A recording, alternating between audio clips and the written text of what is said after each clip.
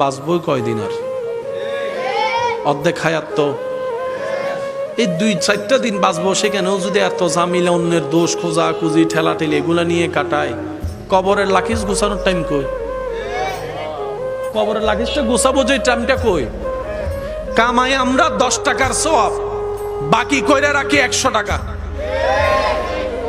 কিছু সওয়াব নষ্ট করে ফেলি রিয়ার কারণে, কিছু সওয়াব নষ্ট করে ফেলি অহংকারের কারণে, কিছু সওয়াব নষ্ট করে ফেলি গুনাহ করে করে, কিছু সওয়াব নষ্ট করে ফেলি মানুষের বদনাম করে করে।